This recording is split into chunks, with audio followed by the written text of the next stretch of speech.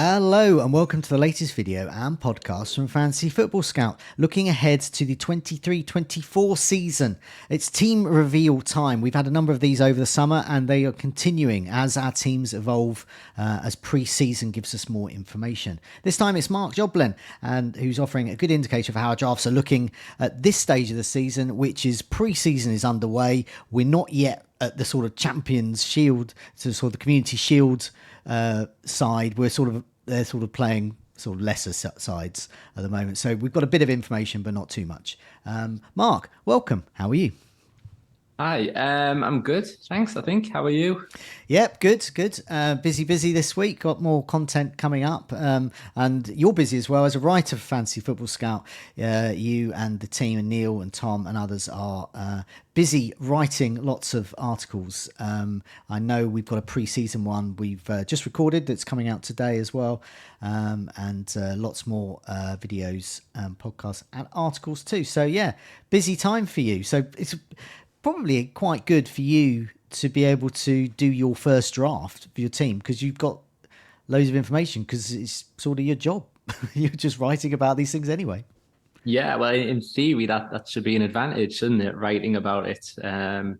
But sometimes I do think when the season starts, has there been overthinking involved? Like, was the initial draft at the start the best one, and it just sort of been influenced by led astray by too many other people? Maybe. Have you done that? I remember speaking to, I think it was Ross actually. I did a meet the manager video with him, and one of the things that he did was take a screenshot of your first original team, and then look back at that and see what's changed and why, and perhaps are the reasons good enough for them to change. So, I mean, is that something you've done? Just sort of kept your first ever, first draft, when the game launched, and see how different it is to it is now, which is a number of weeks since the launch. Yeah, I think, well, on the Wednesday when the game did launch, it was sort of immediately on a video with David. So it did sort of put a very quick, maybe it was a zero point 0.5 draft. I don't know if I'd say first draft, but yeah, so there's video evidence of what those initial thoughts were. And things have already changed. It did sort of immediately go for 3-5-2 Okay. immediately, and I just don't like four-man defenses. No. I just don't like doing it. I like to cheer on goals, not clean sheets. But it is tempting because there's some good options in that sort of price bracket in defense. But yeah, it's probably a good idea just to sort of have a screenshot and see, right, on deadline day, how much have we listened to other people, and how much is our own good instinct. That's I think now part of the game. So when I first started doing it, then when you first started as well, I mean, there wasn't so much thing on Twitter. There was Fantasy Football Scout forum. That was the main sort of the only one I used at the time. But now there's all sorts of other places and lots of other influence coming in, and shows and podcasts, videos like this, and podcasts like this. And there's a lot of information going on. And part of the skill now, I think, is to take that information in and use it, but not be overly influenced on certain information and not be swayed by things. So if you see everyone going for a particular player, if you want to go for that player as well, have reasons for it, but don't just blindly go for that player. And I find that's a skill we must all adapt to and learn each season, I think.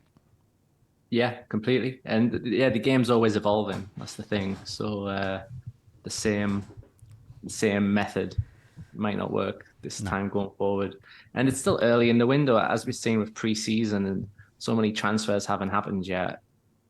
Certainly, if there's any between Premier League clubs, maybe we get that 4.5 midfielder. Maybe that emerges. Maybe Balogun, 4.5 forward, gets a Premier.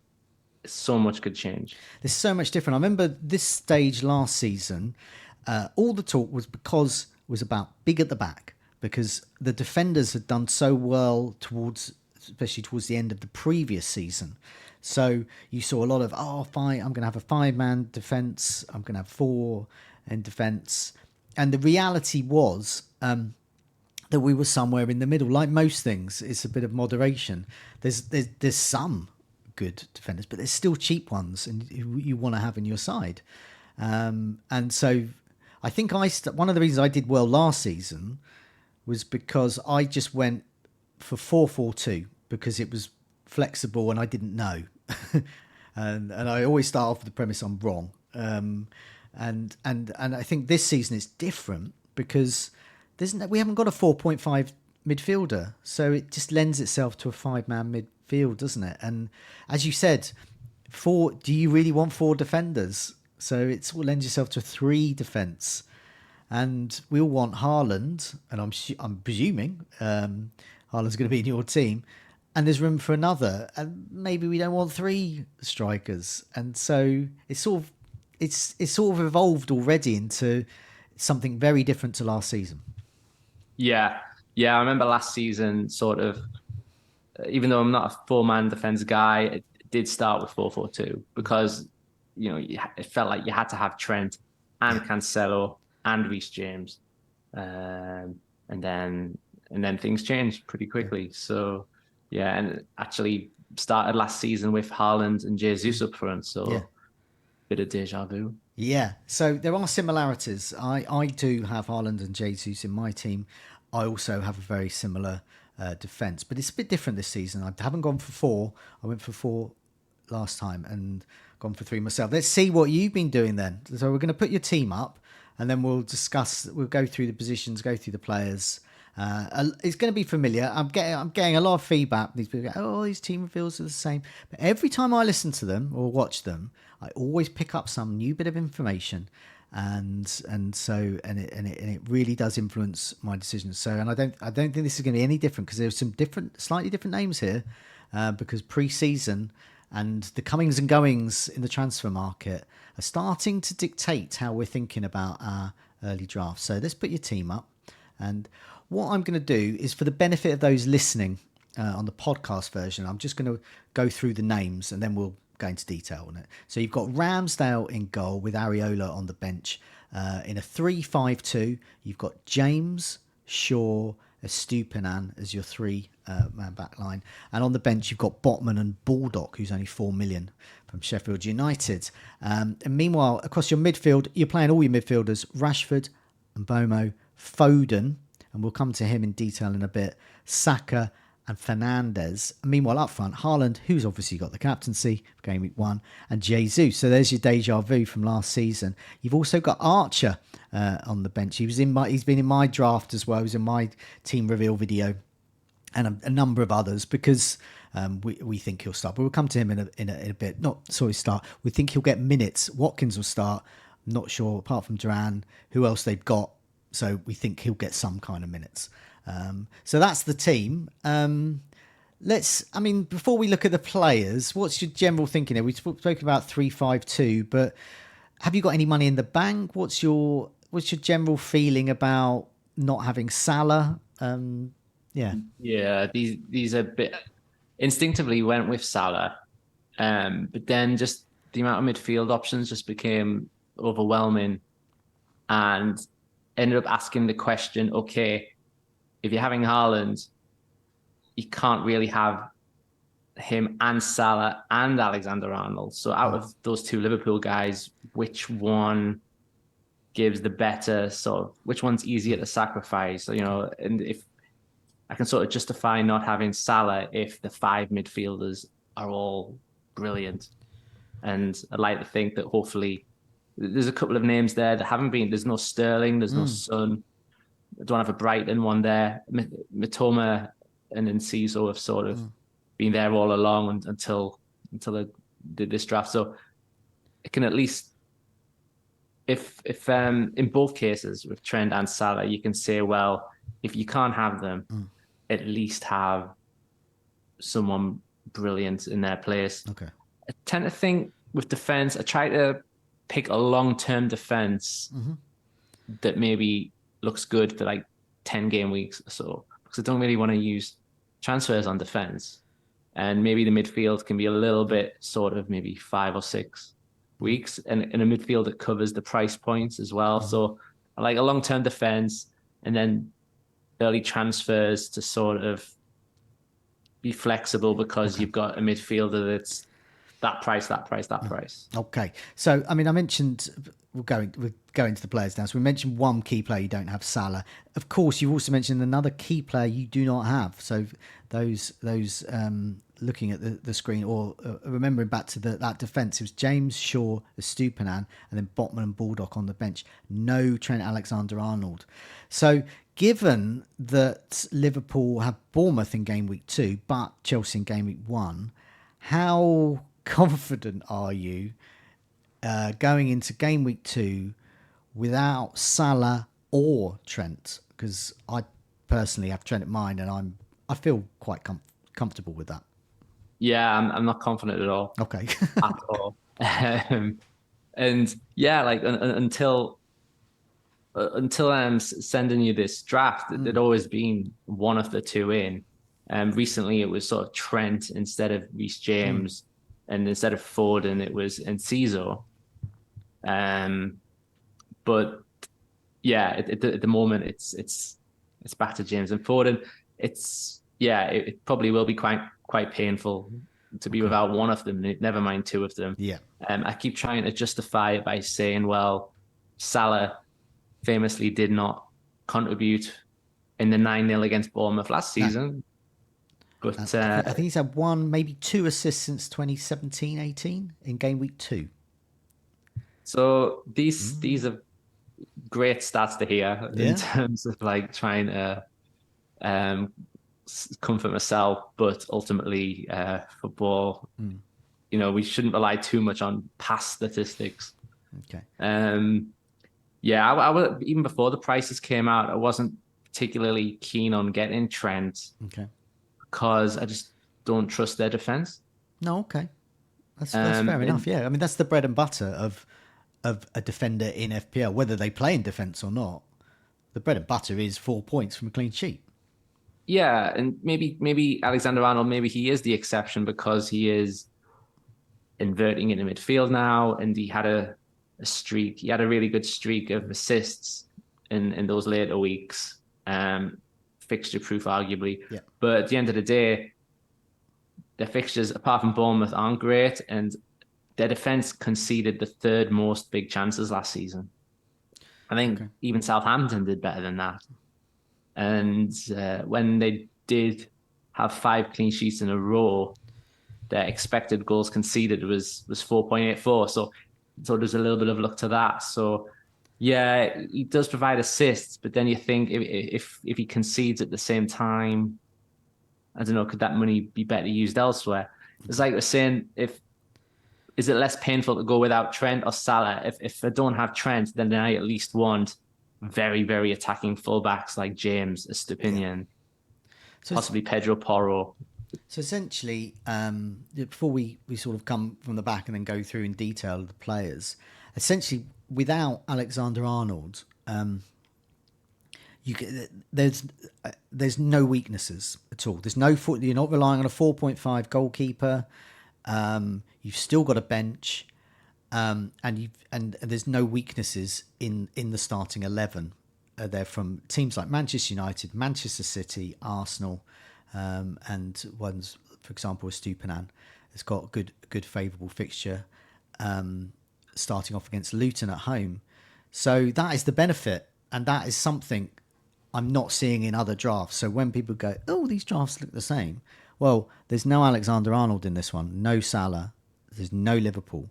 So but it shows you what you can do with the money. And I'm personally looking at this now and I can't fault it, because you haven't piled the money into Alexander-Arnold.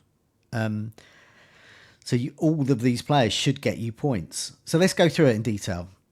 So one of the benefits, you can afford Ramsdale. You can splash out. This is Christmas. It's Ramsdale. But you can get the Arsenal goalkeeper at home to Nottingham Forest, and then good fixtures at the start. So yeah, I mean, is this why Ramsdale, and does this cement lack of Alexander-Arnold in your team? It could do.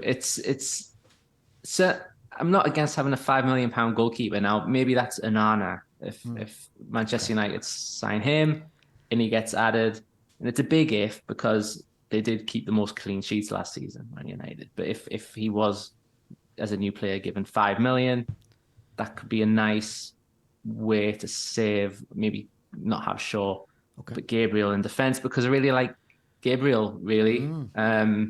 In all honesty, I know at the moment it's Ramsdale and not him. I'm not particularly keen on Pickford as an option. I know he has good looking fixtures, but again, Everton not particularly high on that. Could be Flecken at Brentford. It could be. But Arsenal kept 10 clean sheets away from home and only 4 at home. Yeah. But it is Nottingham Forest who travelled terribly last season. I think the equivalent game last season was 5-0. I'm really shocked at Gabriel's price considering he had the best expected goals of all the defenders last season. So if Anana comes in, he would replace Ramsey. So say he's 5.5, would you still go for him and then replace Shaw with Gabriel? If Anana's 5-5, Yeah.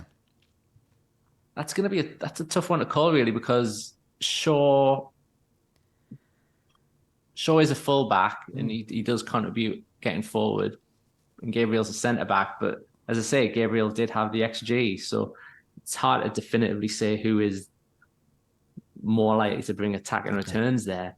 But more likely, let's say Anana. I mean, I would say he's going to be 5, judging by if Ramsdale's 5. Why would Anana be 5.5? Yeah, it would be purely based on the team, really, wouldn't it? But Because Arsenal was, I mean, last season and arguably this season are better. yeah, Better arguably, prospect this season. I just got to hope that they don't look at Man United's 17 clean sheets and say, oh, well, he's joining the best defense, so he's got to be priced as the best. I really hope that they don't do that. No. We'll find out. Okay, so say it's 5 million then. That sounds like you could have an Anna and Shaw, possibly, but you could have an Anna and Gabriel. And yeah, and that saves $500,000. Saves $500,000. I was going to say, so you've got, we'll come to James in a second. You've got a Stupinan there. Now, I believe that Steele is going to retain the jersey in the league because I believe Verbruggen has been brought in for Europe because of his European experience, and he's also only 20. And I don't see what Steele has done wrong to not be the number one.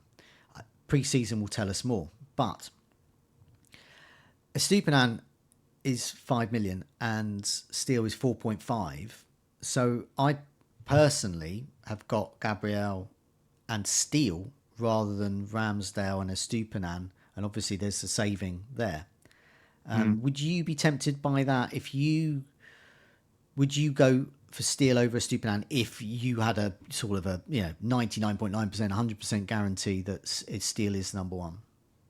Yeah, if something like that was said, if De Zerbi put his faith behind Steele in a press conference, then that is an option completely, because we might get to a stage where any sort of $500,000 gains is important. If I'm trying to cram Alexander Arnold back in there, that would be one nice path to do it. Yeah, I think I'm still a bit haunted by.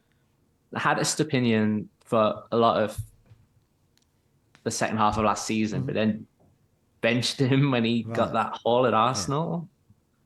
Yeah. Goal, assist, clean sheet, 17 points, all from the bench. And maybe that's a factor. Maybe that's on the mind a bit. I don't think he's a benchable player in any game particularly, but I don't own him. So at the end of last season, I went for Steele over Stupinan. And of course, you miss out on some of those 17s, but Steele was racking up a lot of bonus and save points as well. And so, I mean, at the end of the season, I finished top 10k, so it clearly didn't harm me by going Steele over Stupinan. And so that's probably my thinking. But obviously everyone's a bit different. But I don't know, something to consider, definitely. A bit more of a saving of money. Yeah, it's You're right. Completely. He is on the list. If it looks more and more clear that Steele is going to be like you say that the league starting goalkeeper, then yeah, it could be. I just think the Stupinan from game week 20, no defender had more penalty area touches, Okay. and it's stuff like that that makes you think, well, yeah, if I'm not having Trent, then I at least want three defenders Yeah. like a Stepinian and a Stupinan. It's just sort of making up for that Right. uh, fault, really. But yeah, that could be a nice saving, of course. Okay, and then your other starting defender is James. So while we're talking, I'm going to put up a picture of the fixtures. And I've got the first 8 fixtures, and I've got these from the season ticket Fantasy Football Scout, and there's a handy little prompt there for people to subscribe. Make sure you subscribe to this channel. Make sure you press like as well, but also have a look at the Fantasy Football Scout members area. The season ticker is among the crown jewels there, and this shows we've sorted this by fixture difficulty. First 8 fixtures is Chelsea at the top. So yeah, they start with Liverpool, but there's West Ham, Luton at home, Forest at home, Bournemouth away, Villa at home, Fulham away, Burnley away. These are really great fixtures. Absolutely top of the ticker here. So you've got James. Have these fixtures influenced you, and how worried are you about James' legs? Extremely worried. He's that's it. It's what I was saying earlier about trying to think long term with the defense. When you look at the fixture ticker, it does look like a Chelsea defender would be useful, and James is an attacking one to cover up for no Trent. But yeah, he's my genuine FPL enemy. Like so many, Your so many. nemesis. He got a couple of seasons ago. He scored twice against Newcastle, which hurt as a fan, and it also hurt because I just sold him. And he scored twice and kept a clean sheet at St James's, 21 points, and it was just that was the start of just a horrible story with him. So I don't know if having him is sort of like trying to make amends with him, but he is the last thing you would call James as a long-term pick. So who knows? Maybe he could be Chilwell. Maybe Fofana 4.5 if he looks. There's just so many names there still at Chelsea. They're doing an okay job at selling some, but there's so many questions about them. It's a bit of a wait and see approach. They, yeah, I feel the same about Pedro Porro. Like I am such a fan of him. Not seeing him mentioned a lot online. He's so attacking. Yeah. 3 goals, 3 assists, and he was only there for half a season. And again, just like James, his fixtures get really good from week 3. So, but in both cases, it's new managers. Yeah. No friendlies yet. How are they going to play? So much to ask. But yeah, Reece James, maybe he won't stay. I mean, I guess looking at those fixtures, looking at you mentioned the Spurs fixtures, and with a defender like that, if you don't go for James, perhaps Chilwell, and you want them for the long term, so Chilwell might be the option there.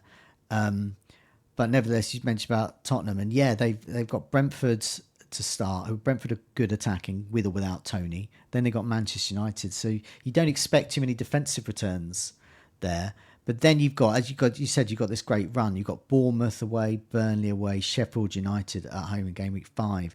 It's a really good run. Then it gets poor again. You've got Arsenal and Liverpool, so you don't expect many clean sheets there. And then you've got Luton away, so then it gets better again.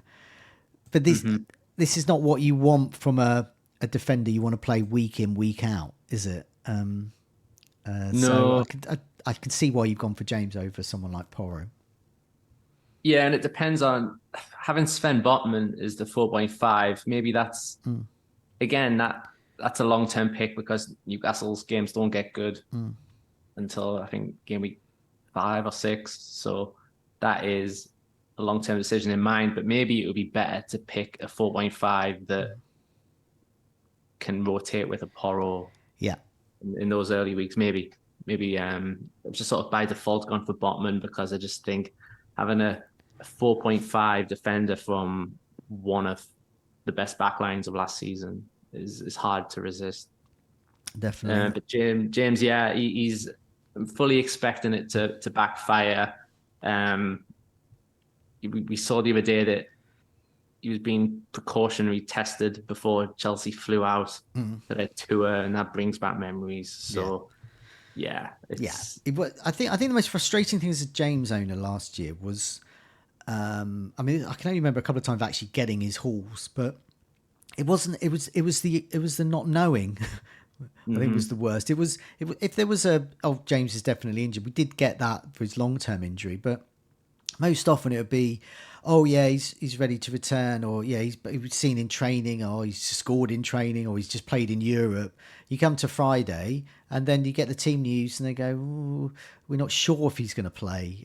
We're having a test again, and it's not what you want, basically. But no. nevertheless, if he is fit and he is in playing, as you said, he scored a couple of goals against your side, and I mean, get a 2-goal haul from a defender. I mean, that's Stoke Robert Huth territory. That's Shawcross at Stoke. That's how much they live in your memory.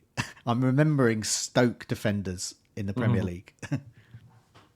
Yeah, yeah, completely that. Like you sort of remember the Estupiñanos, the James Halls, they sort of stick in the memory. Yeah. And yeah, it's an attacking force.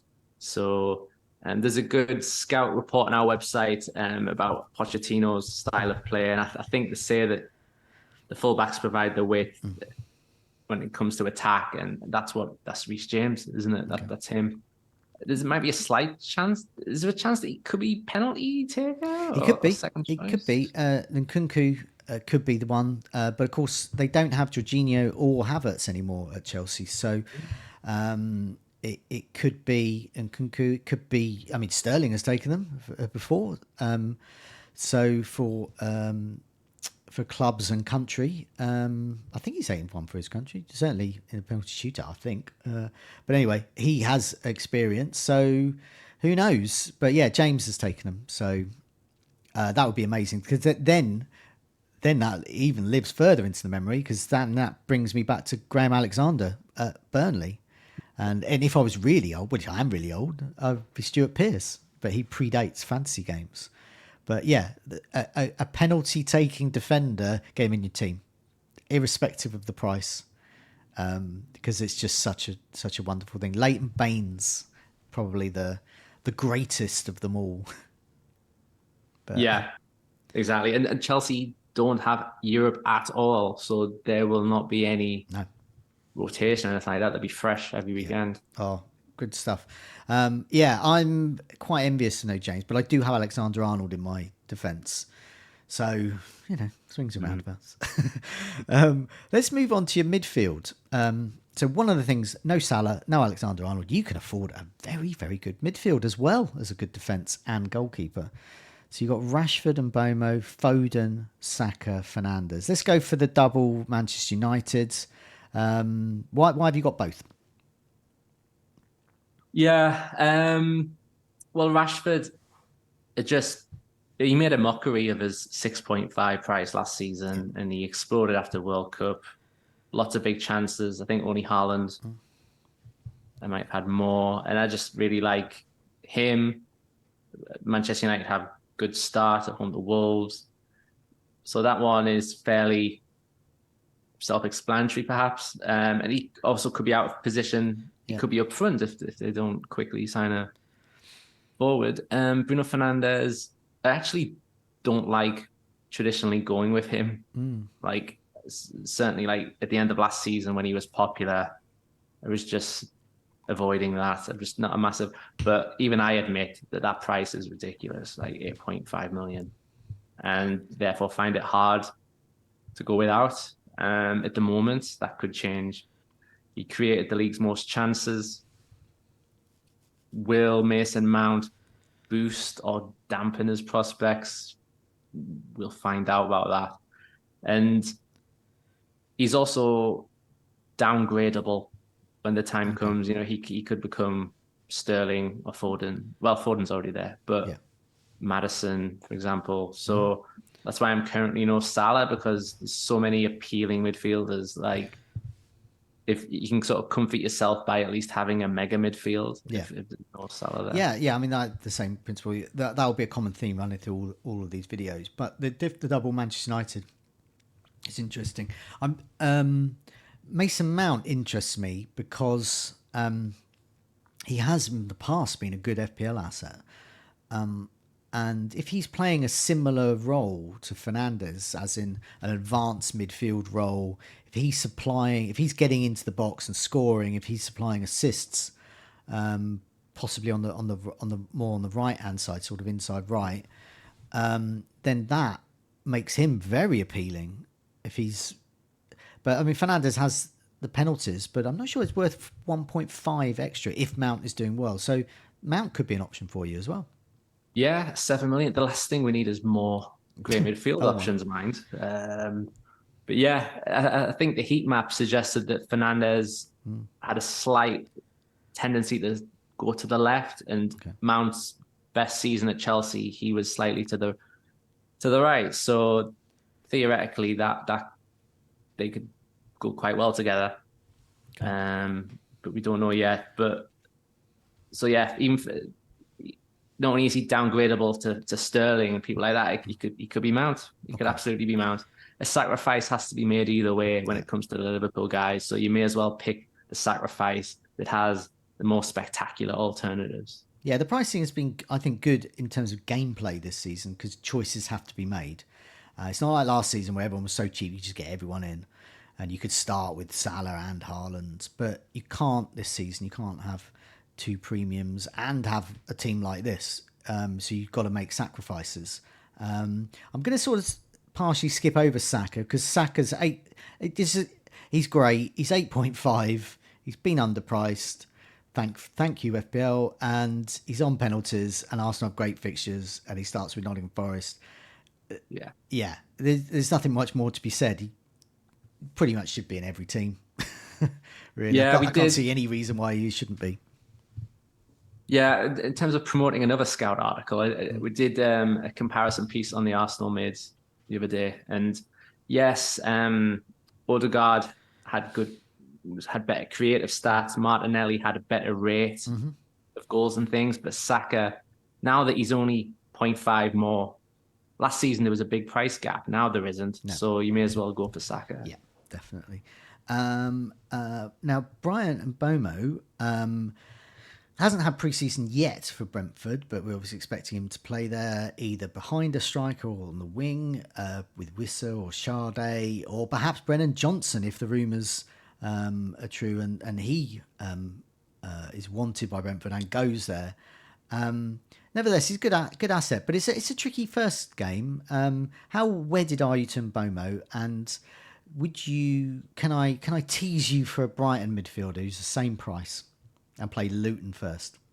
Yeah, totally could. I think Mbuemo, he's been in every thought of mine so far, really. But because Tottenham at home, like Tottenham, their defense is not something to fear, especially with Postecoglou, where it sounds like he's quite an attacking manager. And in the final couple of weeks of last season, Brentford went to Spurs and beat them. I think it was 3-1, and Buemo and Wissa were part of all that. So yeah, I think I quite like his fixtures. He's probably on penalties while Tony's out.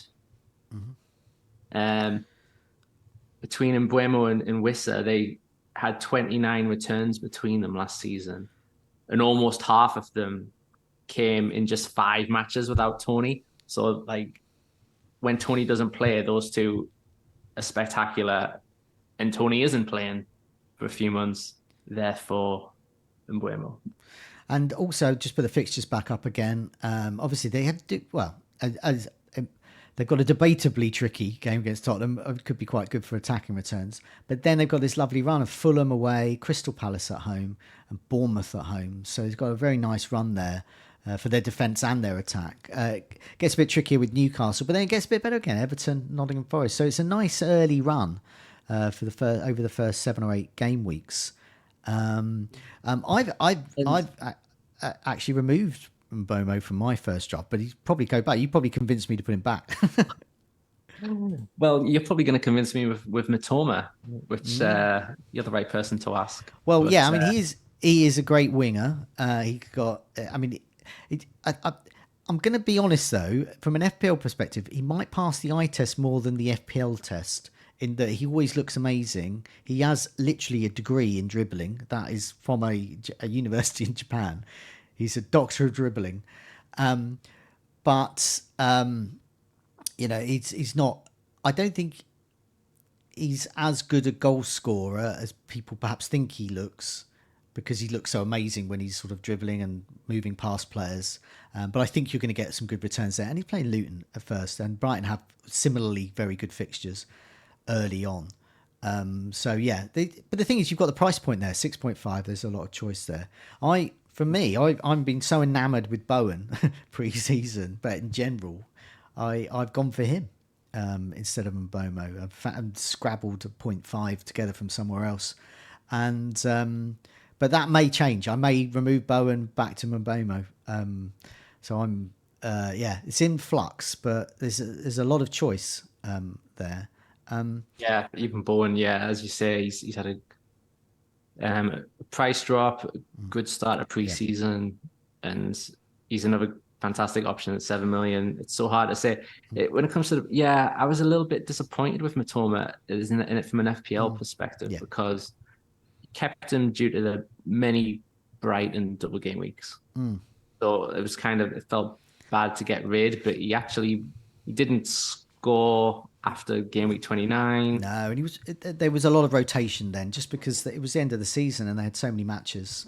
End of the season, and I think he exploded early on, but he never, after game week 26, he never scored over 7 in a match. Now, of course, 7 is okay, to be fair. I think, I know in a one-off game you would take 7, but I don't know. I really like, and this is where you come in again, how nailed is Enciso. He's 1 million cheaper. Well, he looked really good.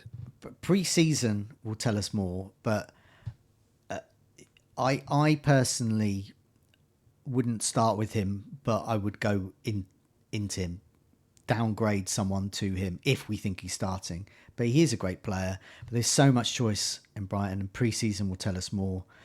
But at the moment, I think he will play every match, but I don't think he'll start every match. But that's so far, and we haven't had the pre-season to tell us more. But yeah, he would be a good option, and I personally would be looking to downgrade Matoma or indeed Mbomo to Enciso at some point and save yourself $1 million, because you're going to need it elsewhere. Yeah. So yeah, the long short of it is, I can't tell you at the moment. There's too many options in Brighton defence. We need pre-season to tell us. So the last midfielder to mention is Foden. So I've raided the Fantasy Football Scout members area for a couple of things. I've had a look at the heat map of Foden over last season, see where he played. This shows that he played predominantly on the left, so he was coming on for Grealish or replacing Grealish, or he was in another role, but he basically veered to the left. He's very rarely on the right. There was a lot of talk about Foden getting more minutes because Mahrez is out, so he can play on the right, obviously, but he hasn't. He rarely has played on the right. And I've also looked at the Man City minutes per expected goal involvement last season, and this shows that Haaland, as you would expect, is a goal involvement. He's expected to have a goal involvement at least every match, every 87 minutes. De Bruyne's next with 122 minutes. Then you start getting towards every couple of matches territory with Alvarez 176 and Foden 177. So Foden, this is for the minutes they played. So I know he didn't start a lot of games, so that's why I've sorted it by minutes per. This is the minutes on the pitch. So he is the 4th best in terms of an expected goal involvement for the time they're on the pitch. Then you got Mahrez, just behind him, who is we think is off to a Saudi Arabian club, and Grealish, who we assume is nailed as number 11, and he's 180 minutes, and then Gundogan, who has gone, and he was 198 minutes. So that shows that Foden is a great asset if he gets the minutes. So that's the key, isn't it, really? We all know Foden is a great asset. It's fourth best when he's on the pitch in terms of expected goal involvement at Man City. But will he get the minutes? So how confident are you with Foden, and why is he in your team?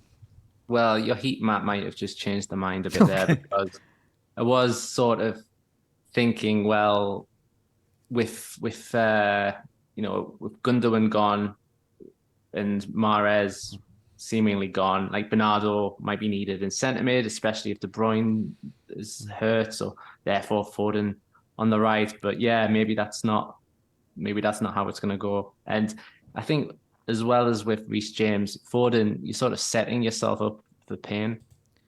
And yes, the hauls will be great, but I remember last season buying him just in time for like three benchings in a Yeah. row, and that was just horrific. So yeah, on because Manchester City are the first match of game week 1 and they're on the Friday night, there's a chance that that first deadline we might know if Foden Ah, starts at okay. Burnley.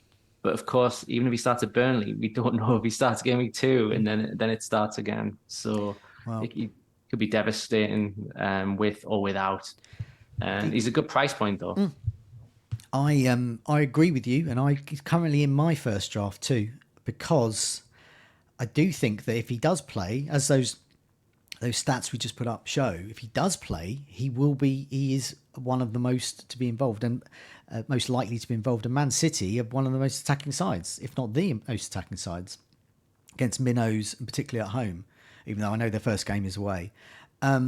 So yeah, I prefer to have him and then move away from him than not. So I'm likely to start with him but pre-season will tell us more, as we keep saying, and that's where you get it from the from Fantasy Football Scout. We've got those minutes per match, pre-season minutes being tracked. Members can get access to that, and there's lots of articles as well. So yeah, I mean, I agree with you with Foden. I'm nervous, but I do think he's good. I'm going to skip over Haaland because it's obvious why you've got him. Just the way it is. He's really good. Jesus, just the last of your 11. Jesus is your second choice, and you can afford him there because you got no Alexander-Arnold, no Salah. Is he likely to stay, or could become Watkins, or could become Nkunku? I think now that he's in there, it's sort of fear taking him out a bit. As I said, started with the exact same two last season. Yeah. Those Arsenal fixtures do lend themselves nicely to a double up, but it just there's a severe lack of strikers right now, because I'm not personally getting the Nkunku love at the moment. It'd have to he'd have to come in. I don't want to start with him. No. You can move to him, no problem. After And it, yeah, if he looks devastating against Liverpool and he's got a great game week 2 fixture, you can get him in, no problem. And it doesn't matter about price rises. yeah, so that's another good price point advantage. You can easily go Jesus to Nkunku, and yeah, because I would like possibly some Chelsea coverage in attack. I really like the Raheem Sterling option. It could be him instead of Foden, for Yeah. example. Traditionally a Sterling fan, and he's had the joint biggest drop in price.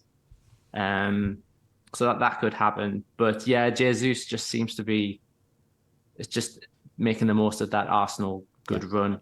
It did initially on the launch video go Calvert-Lewin, but that is already just, Yeah. look Yeah. back at that. I don't like that price point, and I don't like Calvert Lewin as a Yeah, FPL prospect because I don't trust him. But you're really. then relying on, and it could do well, but then you're relying on Crystal Palace strikers maybe to replace them with, or Ferguson at Brighton The West pre-season, Ham ones. West Ham ones. Ferguson, great player at Brighton, but he's up against Welbeck, Undav.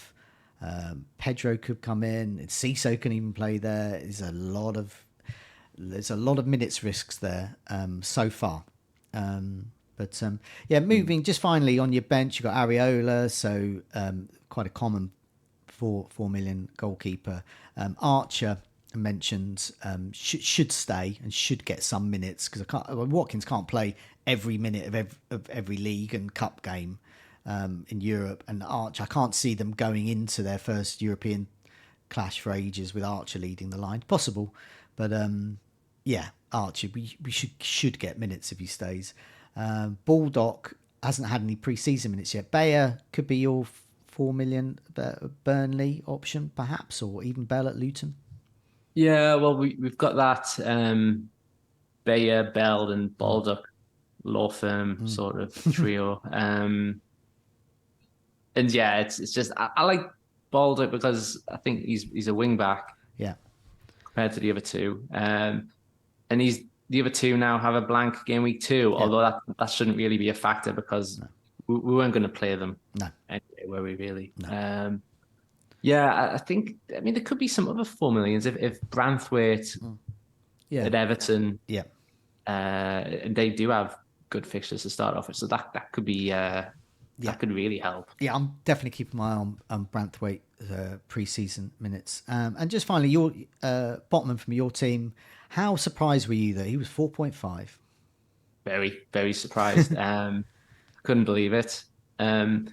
He didn't score any goals, but he did have an XG that was at least 2. So he's a tall guy. Yeah. And Trippier corners. He could easily be. You could have a goal in him, and Newcastle's clean sheets. You got a 4.5 million route into one of the great defenses of last season. So it sort of destroys all the other 4.5 options as well. There was potentially a debate about the other 4.5 defenders, but now Botman's priced at that. Yeah. It's he could change though if a rotation's needed. Newcastle's early fixtures aren't good. I mean, I must admit, this is when I mentioned I've got Bowen and Foden. I've found the 0.5 I needed for that from Botman. So I've actually got rid of Botman because the reason I thought that is because I won't want to play him for quite a while. And yes, he is quite good. So he's people's first sub. But looking at Newcastle's fixtures, yeah, I mean, I'm happy for him to be a first sub against Villa. But then Manchester City away, Liverpool at home, Brighton away. I cannot see a clean sheet in those 3. And then it gets much better. So it's around game week 5. I'm going to want to arguably play Botman every week against Brentford, Sheffield United, Burnley, West Ham. Options there. But yeah, that's why I suddenly thought I'm going to go into game week 2. And if I get an injury, I can rely on my first sub. But I really don't want to rely on a Newcastle defender against Manchester City. Yeah. And last season, there was a spell where Newcastle kept lots of clean sheets, but were struggling to score. And then all of a sudden, lots of goals, couldn't keep a clean sheet. So it totally swung the other way. And I suppose we probably need to put more stock into those recent events than the ones in January. I thought the same because if we are going to have 2 or 3 playing 4 million defenders, then it's a nice way to save 500,000. Yeah. I'm pretty sure that the 3 starters are nailed on. The Onana situation could save 500,000. Yeah. Botman, that's another half. So you've got another £1 million to play with there. Steele over Stupinan is another option. And yeah, I mean, I often find one of the things I end up doing pretty much apart from last season when money wasn't an issue, but pretty much every other season, I'm looking to save money somewhere.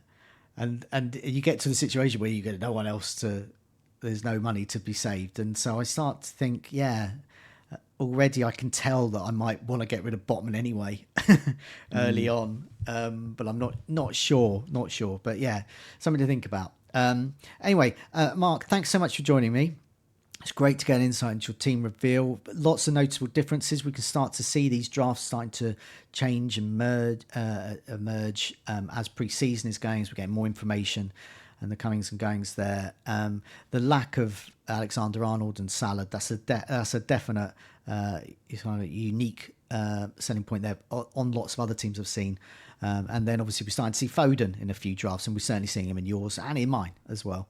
But will they be there by the time game week 1 comes around?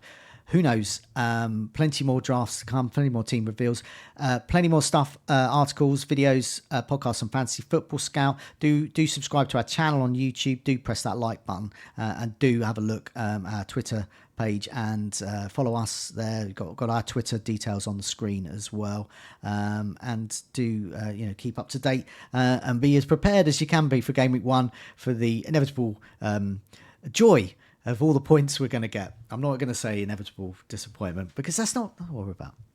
Mark, thanks so much for joining me. Good luck in Game Week 1. Thank you. You too.